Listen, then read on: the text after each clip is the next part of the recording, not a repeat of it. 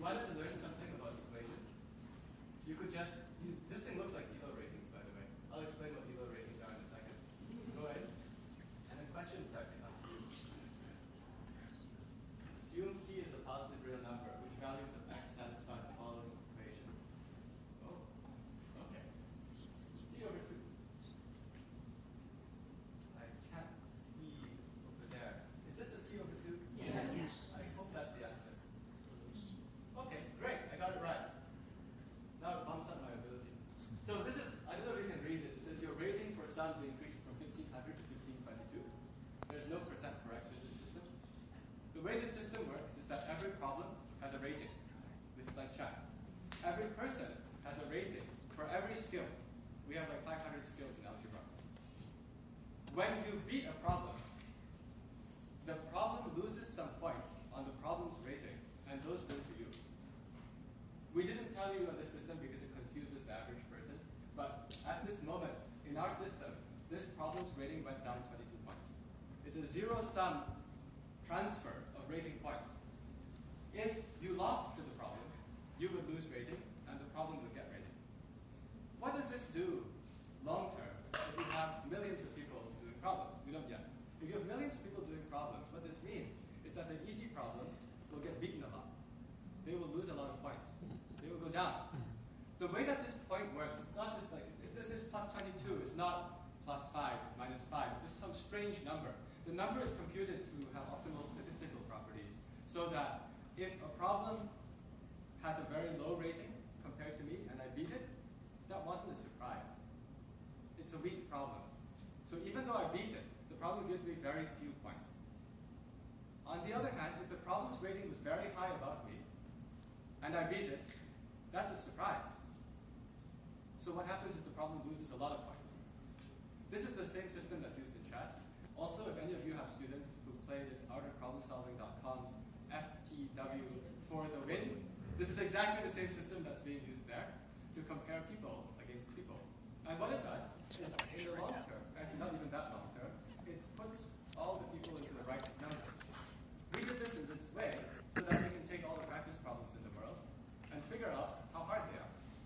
This is exactly what you're getting at, of what can you do with 50% success rate.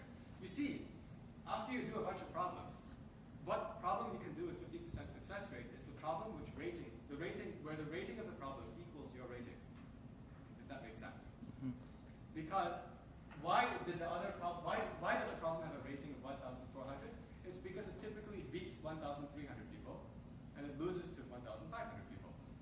So we put this up, and we are just collecting problems and collecting people using it. I don't want to promise that this is a perfect solution. It's not. We're still building. But the objective of this is to, in fact, even fundamentally change the way that someone might even think about what it means to achieve mathematically. We took this very strong stance of having no grades and no percent corrects, just to indicate that that's the philosophy. But this is the philosophy from mathematics.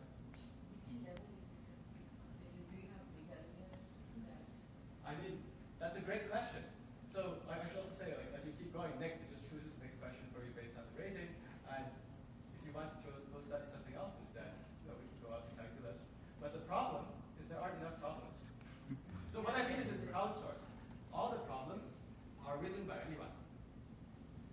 And as the problems go in, they get automatically figured out how difficult they are. Oh no. Product rule, 4x cubed times cosine minus x to the fourth sine. Is it the third one? Yeah. Okay. I can do this one. It's a little bit addictive, actually. Oh no, I cannot see that. Anytime you've got addictive math, that's a good thing. Yeah, because it's a game, right? The point is that suddenly, that's why they're getting a little bit harder. It's because I was already above the 1,005. Okay, and of course the way that this is built is that you cannot learn just by doing problems. So it's like we're crowdsourcing solutions. And also if you don't know how to do it, you can even read about how to do it. This is also crowdsourced. So here are now explanations of the product rules. This is one written by somebody over here. Latex is taking some time to render. But yeah, there we are. So the idea is that we built this just to suck in explanations, problems. Essentially uses statistics to figure out how hard are problems. It uses the Josh, do you have one in here? You probably have one in here, don't you? Product group. I probably do from ages ago. You did it when you were in high school. Yeah. Oh, look, there's my name right there. Okay, so Josh found this website. He was one of the first people to find this website. That was like, you were on another screen or something. Yeah, that's why I didn't make most of my country 2 years ago. So yeah, he was a student. Actually, not far from here. Okay, but I mean there are videos also. We let people embed YouTube. The principle was Khan Academy is good, so let's take Khan Academy and multiply it by 1,000. Let everyone contribute stuff. So this is how I'm trying to solve this. It's a long-term project. Yeah. Yeah, so my son really love this online things because every time, for example, we go to the Alchemist, or he has to check out this. Every time it's like a video game for him. Yeah. Because he win, he get XP, so he advance. But I try to persuade him to do the old way, use a paper and a pencil. It's very hard. So you have any suggestion? Yeah. So I know how to get them to do the paper and pencil. When I play for the win, so I play for the win with my kids or whatnot. And when we play for the win, there are some problems I cannot do without paper and pencil. But you want to win, so you get the paper and pencil. What I mean is the score is there, right? So if you've ever played for the win with your kids, some problems you can do in your head, some you cannot. And you do want to do it. So then you get the paper. So with this thing, the principle here was just go and get all these questions. Somebody's going to put hard questions in, like AV problem number 14. It's going to appear there. It's going to be put into the right spot. You cannot do AV problem 14 in your head. But if you want to get your rating on this site above 2,000, you probably have to do that problem. Okay. Does that make sense? Sure. What I mean is that, see, I don't think that the digital is bad. I think that the role of the computer is to find out which problem to do. And then it's probably paper to do it. What he's saying. Sorry? You were saying something? Needs harder problems. So it's doing statistical analysis, Exactly. It's doing statistical analysis on the whole universe of problems, so that if there are hard problems, those are going to beat everyone. Everyone's going to look at this crazy AV problem, they skip because they have no idea how to do it. What's that going to do to the rating? It's going to shoot it up into the sky. But of course, It's what that also conditioned means to is that do it we won't quickly even give it as to you, opposed to unless the people are close. And then we give it to that person, and that person says, I cannot say skips, and they keep going up. And finally, we only give it to the people who are basically AV qualifiers. You know what I mean? And then you see what percent of them can do it. It's a robust statistical system. That's why we built it. You said you're lacking calculus problems. Are you looking for writers? Yeah. Well, I mean, it's something where, You just Yeah, you just submit. anyone who's interested can just like post it. Sure. Like, we built it so that, this is something I built because I knew that the enthusiast community was very powerful because art of problem solving works. So we built something so that if you want to create stuff, these are explanations, but it's as easy as writing email. Nobody writes emails anymore. Text. Okay. But, if you wanted to put a video in, you just drop anything from YouTube. Do you have to go to a different editing mode to enter LaTeX, or do you just do the dollar signs? You could just do the dollar signs if you want. So for example, I can write $x squared, $sign. It's there. Or we built it so that you can do this. I mean, this is like a little, it's not wonderful, but I'm just going to press like 4/ for divide, 6, right arrow, plus 2, It's like I'm pretty going to write the slash for divide, 3, I know how to add this, equals 4/3. Is that right? No, that's not right. Yeah, that's right. That's right. That's right. Things like this. It's not perfect, but it's to help people who aren't familiar with LaTeX. I like that it shows you the code afterwards too, so then you can start learning LaTeX. Well, we did that because we didn't do any other way. But Sorry, so we're not familiar with Xcode. Now I'm going to get my son hooked on it, I'm sure. And he is a chess player. So like in chess, the rating 2000 X squared. yeah, those are amazing. Right. So what's a good rating here? We don't know yet. That's why I want to say this.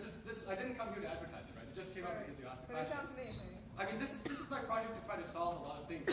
Not solve, but like help a lot of things. So a 2000 rating probably doesn't exist on this site yet because there aren't enough people. As you know from chess, the only reason why 2000 is a rating is because there's so many people that it's spread out there. The way that this works in chess is like if your ability is like 3 to 1 against someone else, then your rating is plus 200 points higher. That's like what it works out to. But if you don't have enough people, you won't see that. So over here, it's not converged. There aren't enough problems. There aren't enough people doing them yet. So even the ratings on the problems are really rough, right? But of course, if he likes it just for fun, what I will say is what it already replaces is if you were ever printing out a page of algebra, sort of like a page of algebra problems. It's the same thing except it's sort of adaptive. And the more people that use it in that form of, well, it's better than a page of algebra problems, the more accurate all the ratings become. And soon, why I built this, I wanted a continuous on-ramp from basic math to Olympiad math. And the only way to build that continuous on-ramp is to continuously challenge at your position. The long-term vision of this, by the way, is not only to address the high end. The same arguments I just said about the super talented students applies to the struggling students. Because then the problem's tacked down, right? And then somebody who's always been used to getting completely confused in school, suddenly it's like, well, I can do these questions. First, it builds confidence. Second of all, then, builds skill. And then you can go up. And I feel like this is what we need to do. And I will say, if you go there, the issue is content quality and number of people using it. Not quality, content quantity. But as more people learn about it, things are going in. And we ourselves are even trying to we have some effort. We're building Algebra 1. That's why that one is built the biggest. If any user sees any problem with the problem, right? Sorry? If any user sees a problem with the problem, how do you report that? Yeah, that's a good question. So let me go back.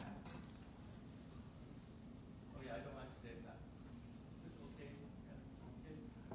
If I see a problem with a problem, let's just start. Then I can report that. You asked about that. So when you hit that report button, we get an email. We are also doing something now where, since we have more content being created, we might even put all of new problems into a moderation queue first. We're still working on all of those details. Right now, when you submit the problem, we can put the problem in, but we get these report flags. And then we will immediately address the question, so that doesn't hurt the future student. Do you envision a future where we'll eventually replace grades with a score like that? Yes. Yes. Because that would be beautiful. Yes. So, well, I anticipate a future where, in fact, employers use it directly. In other words, I did mention that universities are in trouble. Well, what's the university for? It's really for certification. And if you have some ability to say 50 million people in the world use this thing, and you're 99th percentile in biology, your chemistry might be like 80th percentile. Your calculus might be, 40th percentile. This is okay. You might be a great person for a biotech job. You know what I mean? Like this is what I'm trying to do to help give micro-scale certifications, so we can stop worrying about everyone do everything standardly, but each person say, I really want to be good at this, and just, it's focused like a map. If you know this, I can focus and say, I want to boost my ratings there. So the idea is that let each person find their base, the T, right? Go build that T and just make sure the rest is reasonable. I was going to piggyback off of that question. I was going to say, what about with high school, like secondary, elementary, middle school, if we start if you see us using the system for people to get jobs, will that trickle down to how kids are getting into college and how we're testing? Because it's like you alluded to, it seems like our testing protocols are very rigid in this country. So Right. how does that work? So I actually would hope that would make your job more interesting, in the sense that I think that right now teachers are constrained to cover certain things, and I guess what I think is the most fun way to teach is sort of the way I teach here at CMU, which is to say, well, the students are pretty good, so what I'm going to do is I'm going to try to stretch. I'm going to try to give the stretch pieces, right? So what I would hope that the future would be that anything which is boilerplate that you have to deliver can almost be delivered automatically. But then what your job would be to encourage each person on their stretch point. Of course, that would mean that you'd all be experts. Do you know what I mean? I even had this thought of how, in some countries like, say, Romania, which is where we often have math competitions. In Romania, the educators are part of a research community among themselves, and they exchange math problems. It's like the calendar app. I mean, so we have examples of people here who also were involved in exchanging math problems. But the idea is that a teacher was expected to not only deliver content, but to push the envelope in certain ways. Sort of, I think that would be these are all like pipe dreams, right? But I think that what would be really interesting is if every teacher was somehow this expert of many things and they helped people advance in those things. But at that point, it makes it impossible to have a standardized test.